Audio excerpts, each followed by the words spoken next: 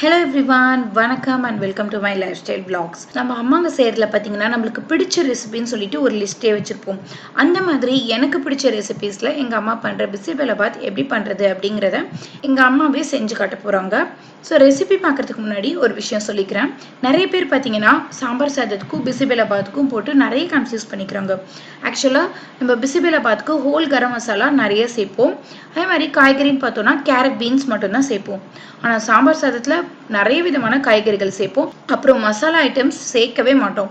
So இந்த மாதிரி செய்முறையில் கொஞ்சம் டிஃப்ரென்ஸ் இருந்தாலும் டேஸ்ட்டில் பார்த்தீங்கன்னா பெரிய டிஃப்ரென்ஸ் இருக்கும். இன்னைக்கு இந்த பிசிபெலாபாத் எப்படி பண்ணுறது அப்படிங்கிறத வாங்க பார்க்கலாம். பிசிபெலாபாத் பண்ணுறதுக்கு ஃபர்ஸ்ட் நம்ம அரிசி பருப்புலாம் வேக வச்சு எடுத்துக்கலாம். அதுக்கு நாங்கள் இன்னைக்கு 1 கப் அரிசி 1 கப் துவரம் பருப்பு சேர்த்து மேலேயே கேரட் பீன்ஸையும் வச்சு வேக வச்சு எடுத்துருக்கோம். இதுக்கு தண்ணி அளவு பார்த்தீங்கன்னா 1:3 ரேஷியோவில் நம்ம சேர்த்துக்கணும். 1 பங்கு அரிசி பருப்பு இருந்ததுன்னா 3 பங்கு தண்ணி சேர்த்துக்கணும். எங்களுக்கு இன்னைக்கு 2 கப் அளவுக்கு வரதுனால நாங்கள் 6 கப் தண்ணி சேர்த்து இதை மிதமான ஃப்ளேமில் 5 விசில் வரைக்கும் விட்டு நல்லா குழவா வேக வச்சு எடுத்திருக்கோம். ஒரு வாணலில 2 டேபிள் ஸ்பூன் அளவுக்கு எண்ணெய் விட்டு 2 பிரிஞ்சி இலை, 1 இன்ச்சுக்கு பட்டை இதெல்லாம் சேர்த்துட்டு 300 கிராம் அளவுக்கு சின்ன வெங்காயம் சேர்த்து 3/4 வாசி அளவுக்கு வதக்கி எடுத்திருக்கோம். இந்த அளவுக்கு இது வதங்கினதும் ஒரு தக்காளியை நம்ம உள்ள சேர்த்துக்க போறோம். இப்ப வெங்காயம் தக்காளி எல்லாம் சேர்ந்து நம்மளுக்கு சாஃப்டா வதங்கி வரணும். பார்த்தீங்களா, இந்த அளவுக்கு வெங்காயம் தக்காளி எல்லாம் சாஃப்டா வதங்கினதும் நம்ம அடுப்பை ஆஃப் பண்ணிட்டு இதை ஓரமா எடுத்து வச்சிடலாம். அடுத்ததான் நம்ம பிசிபெலாபாத்துக்கு தேவையான பொடியை ரெடி பண்ணிக்க போறோம்.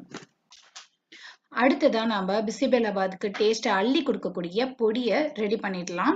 இப்போ அதுக்கு ஒரு வானிலையில 1 டேபிள் ஸ்பூன் அளவுக்கு எண்ணெய் விட்டுட்டு 12ல இருந்து 15 காஞ்ச மிளகாய் வரைக்கும் நம்ம காரத்துக்கு தக்கன சேர்த்துக்கலாம். இன்னைக்கு நாங்க ஒரு 12 மிளகாய் கிட்டக்க சேர்த்திருக்கோம். மிளகாய் நல்லா மொறுமொறுன்னு வதங்கினதும் உளுத்தம்பருப்பு, கடலைப்பருப்பு, துவரம்பருப்பு எல்லாமே 1 டீஸ்பூன் அளவுக்கு வச்சிருக்கோம். அதை சேர்த்துக்கலாம். அடுத்ததா தனியா 2 டேபிள் ஸ்பூன் அளவுக்கு எடுத்து வச்சிருக்கோம். அதையும் சேர்த்துக்கலாம்.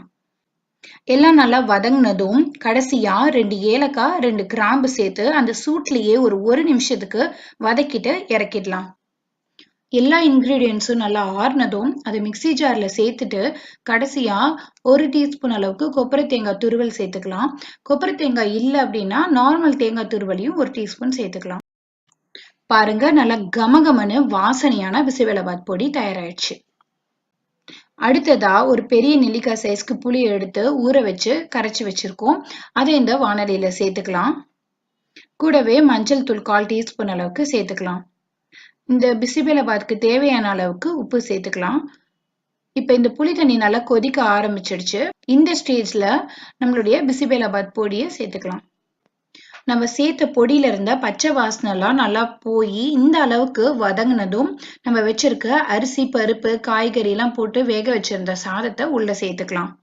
அது கூடவே வெங்காயம் தக்காளி எல்லாம் வதக்கி வச்சிருந்தோம் இல்லையா, அதையும் நம்ம இது கூடவே சேர்த்துக்கலாம்.